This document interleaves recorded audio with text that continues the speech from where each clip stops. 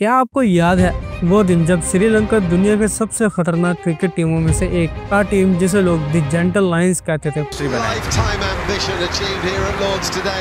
पर ग्राउंड पर ये किसी जंगल के शेर से कम नहीं थी। 1996 का वर्ल्ड कप, अर्जुना रानातुंगा ने जब ट्रॉफी उठाई थी, पूरा साउथ एशिया फखर से भर गया था। एक छोटी सी आइलैंड नेशन दुनिया के क्रिकेट के बादशाहों को हराकर वर्ल्ड चैंपियन बन गई। लेकिन आज वही श्रीलंका, जिसका नाम सुनते ही बॉलर्स का कॉन्फिडेंस हिल जाता है, रैंकिंग के लोएस्ट टियर में गिर चुकी है। क्या हुआ?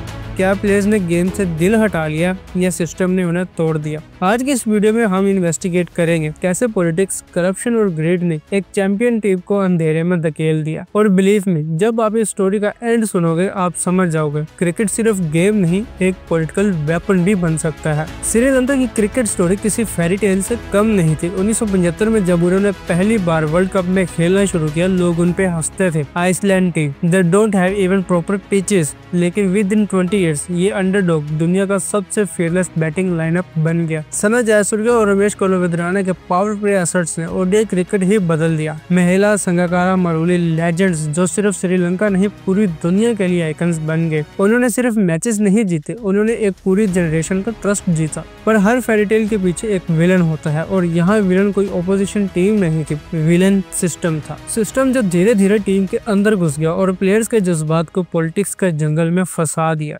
सब कुछ शुरू होता है 2011 के वर्ल्ड कप के बाद से। श्रीलंका इस वर्ल्ड कप में लगातार तीसरी बार फाइनल तक पहुंची थी, बट उसके बाद सब कुछ बदलने लगा। अब आप सोच रहे होंगे, भाई फाइनल तक पहुंचना प्रॉब्लम कैसे हो सकता है? प्रॉब्लम तब होती है जब विन करने के बाद भी सिस्टम लूज कर दे। 2011 के बाद श्रीलंका क्रिकेट बोर्ड के इलेक्शंस एक पॉलिटिकल सर्कस बन गए। पॉलिटिशियन ने रियलाइज किया क्रिकेट मींस वोट्स, जितना ज्यादा कंट्रोल उतना ज्यादा इन्फ्लुएंस। गवर्नमेंट ने क्रिकेट बोर्ड के अंदर अपने लोग बिठाने शुरू की। सिलेक्टर्स अपॉइंटमेंट्स पॉलिटिकल कनेक्शन से होने लगे। प्लेयर्स की सिलेक्शन परफॉर्मेंस से ज्यादा पॉलिटिकल लॉयल्टी पे डिपेंड करने लगी। एक फॉर्मर श्रीलंकन प्लेयर ने एनोनिमसली ये बोला था कि टीम सिलेक्शन अब ग्राउंड पे नहीं, पार्लियामेंट में होता है। इसने ड्रेसिंग रूम के एटमॉस्फेयर को पॉइजन कर दिया। यंग प्लेयर्स कंफ्यूज थे, खेलूं या फिर किसी मिनिस्टर से मिलूं। श्रीलंका के क्रिकेट बोर्ड पर करप्शन के एलिगेशन 2015 से ही शुरू हो गए थे। फंड जो स्टेडियम और डोमेस्टिक स्ट्रक्चर के लिए मिलते थे वो कहीं और चले जाते थे। एक लीक्ड ऑडिट रिपोर्ट ने दिखाया मिलियंस ऑफ डॉलर्स जो आईसीसी ने दिए थे डेवलपमेंट के लिए ट्रेस नहीं हो पाए। इमेजिन कीजिए आपका बॉलर वर्ल्ड क्लास फॉर्म में है, लेकिन उसके ट्रेनिंग नेट्स में ग्रास नहीं है क्योंकि पैसा किसी पीएम के रेजर्ट में चला गया है। क्रिकेट इंफ्रास्ट्रक्चर क्रम्बल होने लगा। Domestic cricket almost amateur level तक गिर गया, और जब बेस वीक हो तो इंटरनेशनल लेवल पे कोलैप्स होना नेचुरल है। 2019 के वर्ल्ड कप के टाइम पर पॉलिटिक्स और क्रिकेट के नेक्सस अपने पीक पर थे। टीम मैनेजमेंट बार बार बदला जा रहा था, कोचेस एक टूर्नामेंट भी कंप्लीट नहीं कर पा रहे थे।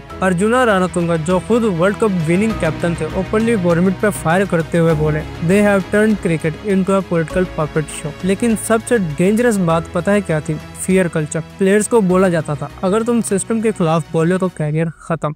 कुछ प्लेयर्स जैसे लैसिथ मलिंगा और एंजेलियो मैथ्यूज ओपनली क्रिटिसाइज करते थे सिस्टम को, और फिर उन्हें रेस्ट कर दिया जाता था। क्या ये कोई कोइंसिडेंस था? May be not.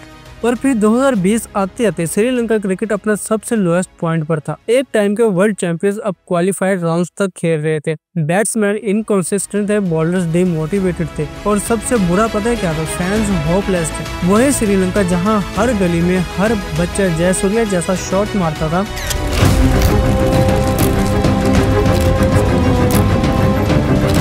अब वहाँ लोग कह रहे थे क्रिकेट इज डेड हियर। लेकिन सच ये है, क्रिकेट नहीं मरा, उसका सिस्टम मारा गया है। टीम के अंदर यूनिटी खत्म होने लगी। सीनियर और जूनियर्स के ग्रुप्स बन गए। प्लेयर्स ने ट्रेनिंग और सिलेक्शन पर ट्रस्ट खोना शुरू कर दिया। रिजल्ट क्या हुआ? 2017 में इंडिया ने श्रीलंका को उसके अपने ही घर पर 9 आउट ऑफ 9 मैचेस से हरा दिया। फैंस ने ग्राउंड पर इन्वेड कर दिया, पोस्टर जले और स्लोगन लगे सेव आवर क्रिकेट। लेकिन प्रॉब्लम सिर्फ क्रिकेट की नहीं थी, प्रॉब्लम थी सिस्टमिक रोड की। कुमार संगाकारा और महिला ने बार बार रिफॉर्म्स की डिमांड की। उन्होंने गवर्नमेंट से रिक्वेस्ट की क्रिकेट को पॉलिटिक्स से अलग रखो, लेकिन हर बार जवाब नहीं दिया जाता, खामोशी तारी रहती। लेकिन फिर एक बार संगाकारा ने पार्लियामेंट के सामने एक स्पीच दी जहां उन्होंने बोला the game I love has been taken hostage. वो स्पीच वायरल हुई लेकिन सिस्टम ने उसे एक दिन के लिए हेडलाइन बनाया और नेक्स्ट दिन भूल गए। और यही श्रीलंका क्रिकेट की ट्रेजेडी है। श्रीलंका के मुल्क ने अपने लेजेंड्स को उस वक्त याद किया जब सब कुछ खत्म हो गया था। 2015 से लेकर 2022 तक श्रीलंका की टीम में 6 डिफरेंट कैप्टन बदले गए, 9 कोचेस बदले गए और 4 सिलेक्शन कमेटीज बिठाई गई, लेकिन उसका रिजल्ट भी जीरो रहा। क्योंकि स्टेबिलिटी जीरो रही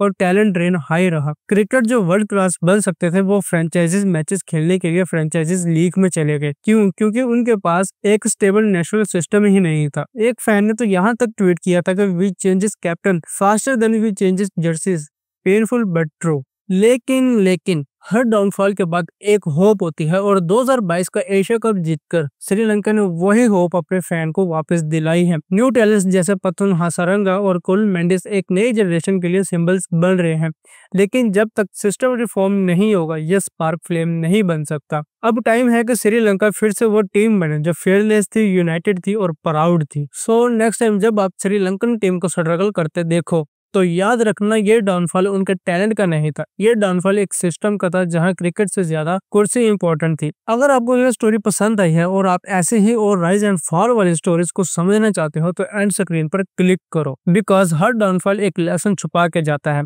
और हर लेसन बताता है cricket is never just a game.